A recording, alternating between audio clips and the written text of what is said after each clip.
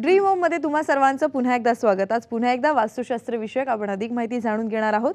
प्रसिद्ध वास्तुतज्ञ ज्योतिर्विद आनंद पिंपळकर यांच्याकडून। सर तुमचं शो मध्ये स्वागत। साईराम सर, काल आपण बेडरूमचे वेगवेगळे प्रकार पाहिले। बरोबर। त्या बेडरूमचं वास्तुशास्त्रात काय महत्त्व आहे तेही तुम्ही आम्हाला स्पष्ट करून सांगितलं। याच बेडरूम मधला एक सगळ्यात महत्त्वाचा प्रकार आहे तो म्हणजे लहान मुलांचं बेडरूम। बरोबर। तर ते नेमकं कसं असावं? मुलांचं बेडरूम हे नेहमी वायव्य कोपऱ्यात असावं। शक्यतो याला अटॅच बाथरूम नसावं आणि जर असेल तर ते त्याच्या वायव्येला असावं। आता राहिला प्रश्न, घरामध्ये मुलं आहेत, समजा 2 मुलं आहेत तर हल्ली बंक बेड करतात। बंक बेड म्हणजे वर खाली, ते आपल्या रेल्वेत असतो तसा। पण या सगळ्या गोष्टींमध्ये ती मुलं पडणे धडण्याची शक्यता असते। बंक बेडवर ना बऱ्याच इंजुरीज होतात असं पाहण्यात आले। बंक बेड हा कमी जागेचा उत्कृष्ट वापर हे मलाही मान्य आहे। जमाने के साथ वक्त के साथ चलना चाहिए हे मलाही मान्य आहे। पण हे करत असताना आपला मुलगा वरून पडून इजा होणार नाही याची खबरदारी घेणं गरजेचं आहे।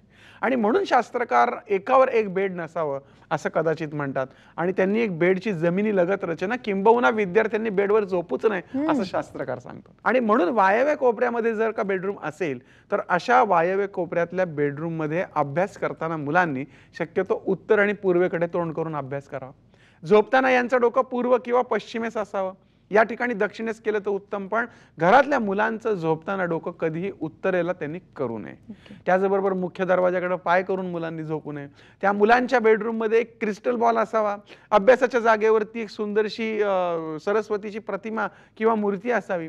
नेहमी तांब्या भांड भरलेलं असावं। आता याच्यावरही काही लोक आम्हाला नावं ठेवतात की म्हणे तांब्या भांड जर तुम्ही ठेवलं तर काय मुलाच्या बुद्धीत फरक पडणार आहे का? अहो हो, पण तांब्या भांड त्याला पाणी लागलं तर पिण्यासाठी आहे। बरोबर। ते काय ते ठेवल्यामुळे मुलाच्या बुद्धीत वाढ होणार नाही। क्रिस्टल लावला म्हणून मुलगा काय फार अभ्यास करणार आहे आणि तो फार हुशार आहे असं नाही। तर या गोष्टींमुळे एनर्जेटिकपणा जाणवतो। बरोबर। वास्तुशास्त्र हे असं शास्त्र आहे की यात हे केलं ते केलं ते केलं तर ते होईल आणि हे होईल, पैशाचा पाऊस पडेल, मुलं हुशार होतील आणि फार अगदी चंद्रावर जातील असं आम्ही मुळीच म्हणत नाही। कुठलाही वास्तुतज्ञ ही गोष्ट म्हणत नाही, कोणी चमत्काराचा दावा करत नाही। पण प्रत्येक वस्तू जिथल्या तिथं ठेवल्यानंतर मिळणारी ऊर्जा मानवी मनाला ऊर्जित करते, हेच वास्तुशास्त्र जेव्हा आपण ओरडून सांगत। बरोबर। आणि तांब्याच्या तांब्यात किंवा चांदीच्या तांब्यात पाणी भरून तुम्ही ठेवलं तर त्याच्यामध्ये चांदीचा अर्क आणि तांब्याचा अर्क उतरतो आणि तो प्राशन केल्यानंतर शरीरामध्ये तो धातू बॅलन्स होतो। याच्यामध्ये आयुर्वेदिक विज्ञान आहे। आणि म्हणून मुलांच्या टेबलवरती अभ्यासाच्या चांदीचं तांब्या भांड किंवा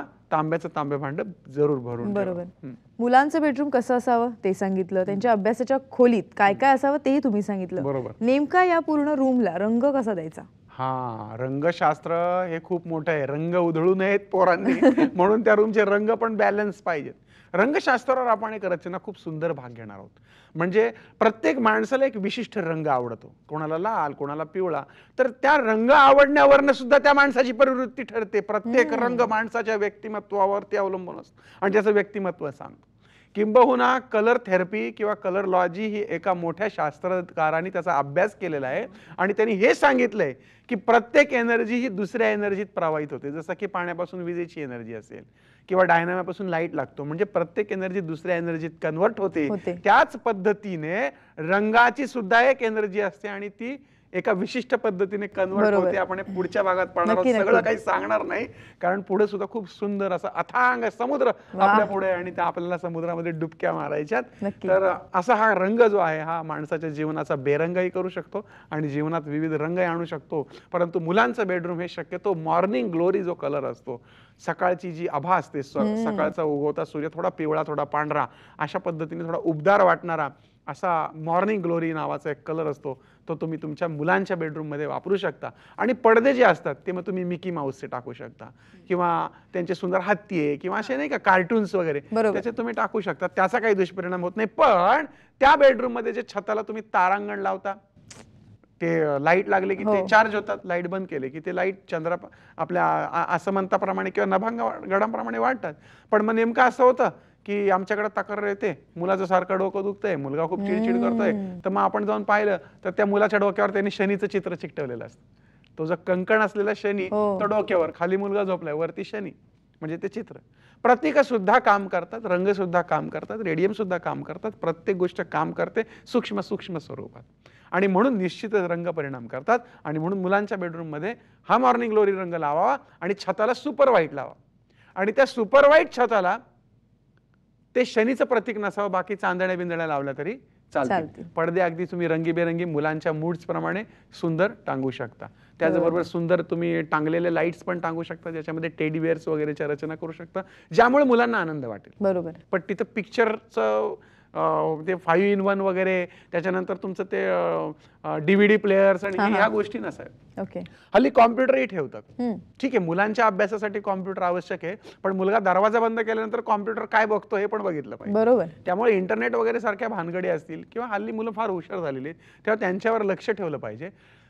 तो तसा वागतो म्हणून ते विषयच नष्ट करायचा असा विषय नाही, तर तुम्ही लक्ष ठेवायचे. बरोबर. निश्चितच वायव्य कोपऱ्यातलं बेडरूम, ऑटोमॅटिक नैऋत्य कोपऱ्यातलं बेडरूम त्याच्यावर प्रॉपर लक्ष ठेवतं आणि निश्चित ती मुलं हुशार होतात. बरोबर. हां. सर, पुन्हा एकदा तुम्ही इथे आलात आणि मुलांचं बेडरूम या विषयावर एवढी भरभरून माहिती आम्हाला दिली, म्हणजे जी माहिती माहीत होती किंवा माहीत नव्हती ती होय. एका वेगळ्या पद्धतीने तुम्ही आमच्यासमोर सादर केली, त्याबद्दल खरंच धन्यवाद. इथे घेऊयात एक ब्रेक आणि ब्रेक नंतर पाहूया